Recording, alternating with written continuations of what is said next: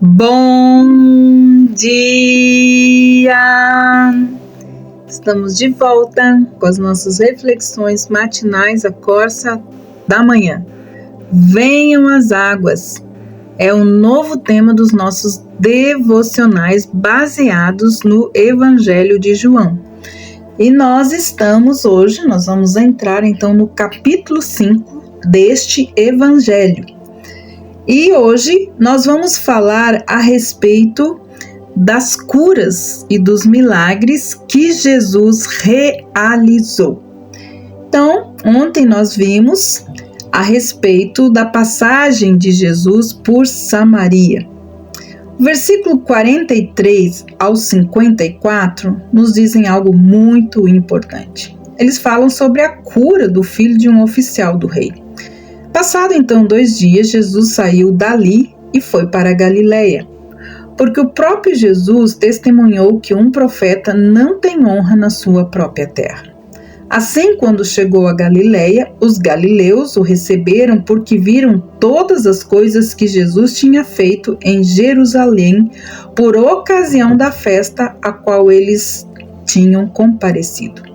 Jesus foi outra vez a Caná da Galileia, onde ele tinha transformado água em vinho. E havia ali então um oficial do rei cujo filho estava doente em Cafarnaum. Quando ouviu dizer que Jesus tinha vindo da Judeia para a Galileia, foi até ele e pediu-lhe que fosse curar o seu filho, que estava morrendo. Então Jesus lhe disse: "Se vocês não virem sinais e prodígios, de modo nenhum crerão." O oficial pediu mais uma vez: "Senhor, venha antes que meu filho morra." E Jesus respondeu: "Vá, o seu filho vai viver." O homem creu na palavra de Jesus e partiu. Quando já estava a caminho, os seus servos vieram ao encontro dele, anunciando-lhe que seu filho estava vivo. Então ele perguntou a que horas seu filho havia se sentido melhor, e eles informaram: "Ontem, à 1h da tarde, a febre o deixou." Com isso, o pai reconheceu que aquela era precisamente a hora em que Jesus tinha dito a ele: "O seu filho vai viver." E ele e toda a casa dele creram nele. Este foi o segundo sinal que Jesus fez depois de ir da Judeia para a Galileia. Então, temos aqui este segundo milagre, a cura do filho do oficial do rei. Então, tendo Jesus passado 2 dias entre os samaritanos, o Senhor mudou seu rumo para o norte, para a Galileia. Esse versículo 44 parece apresentar alguma dificuldade, pois afirma que a razão de o Senhor ir até Samaria para a Galileia era que um profeta não tem honra na sua própria terra. No entanto, a Galileia era o seu próprio país, visto que Nazaré era uma cidade localizada naquela região. Talvez o que o versículo quer dizer é que Jesus foi para alguma parte da Galileia que não era Nazaré. Mas de qualquer forma, a afirmação é correta ao dizer que uma pessoa geralmente não é apreciada tanto na sua terra natal como em outros lugares. Os parentes e amigos se lembram da pessoa como alguém entre eles mesmos, criada junto a eles. Certamente o Senhor Jesus não fora apreciado por seu povo como deveria ter sido. Quando o Senhor voltou então a Galileia, ele teve uma recepção favorável, pelo fato de que o povo ter visto todas as coisas que ele fizera em Jerusalém por ocasião da festa. Os galileus mencionados aqui, obviamente, eram judeus. Eles foram até Jerusalém para adorar. Então viram o Senhor, testemunharam algumas das suas poderosas obras. Agora estavam dispostos a tê-lo no seu meio. Na Galileia, não porque reconheceram que ele era o Filho de Deus, mas porque estavam curiosos e interessados naquele que estava provocando tanto comentário, aonde quer que fosse. O vilarejo de Canaã novamente foi honrado com a visita do próprio Senhor, pois na primeira visita algumas pessoas o viram transformar água em vinho. agora estavam testemunhando outro poderoso milagre efetuado por ele, cuja repercussão se estenderia até Cafarnaum. O filho de um oficial do rei estava doente em Cafarnaum. Sem dúvida, esse homem era um judeu cujo patrão era Herodes, o rei. Ele ouvira dizer que Jesus estivera na Judeia e agora retornara para a Galileia. Ele deve ter tido pelo menos um pouco de fé na habilidade de Cristo curar, porque se dirigiu diretamente a ele e lhe rogou que descesse para curar o seu filho que estava à morte. Nesse sentido, parece ter uma confiança maior no Senhor que a maioria dos seus próprios conterrâneos. Ao falar não apenas ao oficial do rei, mas também ao povo judeu de modo geral, o Senhor fez lembrar de uma característica presente na nação. Eles, como muitos de nós, desejavam ver milagres antes de crerem.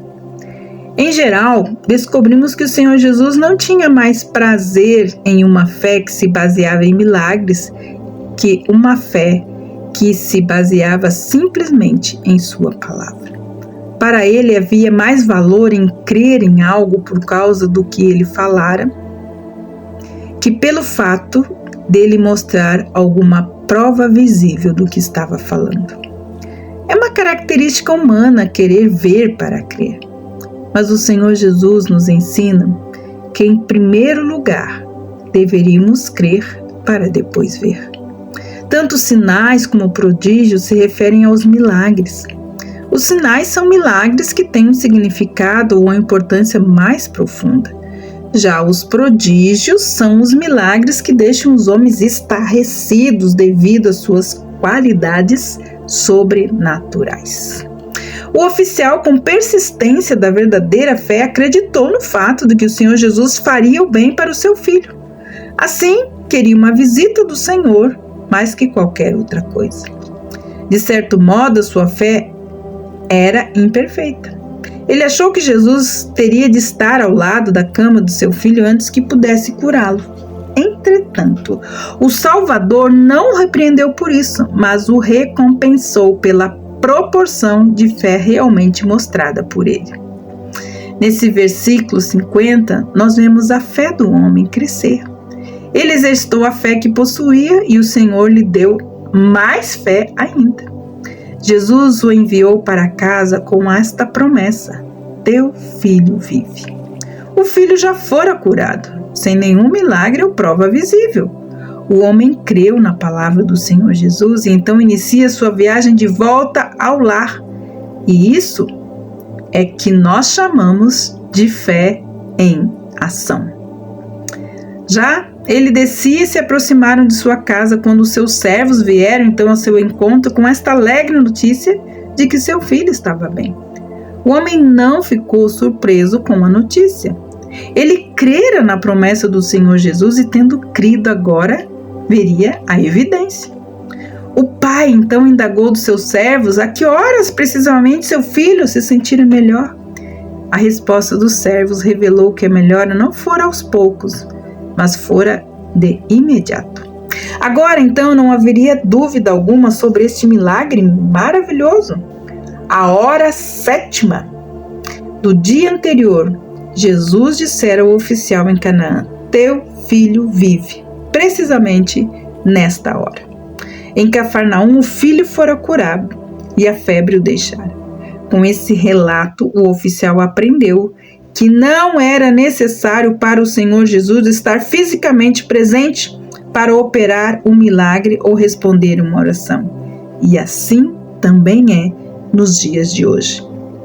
Esse fato, ele deve encorajar a todos nós, a todos os cristãos na sua vida de oração. Temos um Deus poderoso que ouve as nossas petições, que é capaz de operar seus propósitos em qualquer parte do mundo, em qualquer hora. O oficial creu e toda a sua casa. Desse versículo e de versículos semelhantes no Novo Testamento fica bem claro que Deus ama ver as famílias unidas em Cristo. Sua vontade não é que haja famílias divididas no céu. Ele tem todo o cuidado de registrar o fato de que toda a casa creu no Filho de Deus. A cura do filho de um oficial não fora segundo um milagre em todo o ministério do Senhor Jesus até esse momento. Fora o segundo sinal que Jesus realizou em toda a Galileia depois que ele veio da Judéia. Queridos, nós precisamos aprender a crer antes de ver. Esta é a fé que agrada a Deus. Que Deus abençoe você. E até amanhã com as nossas reflexões matinais. Venham as águas. Até lá!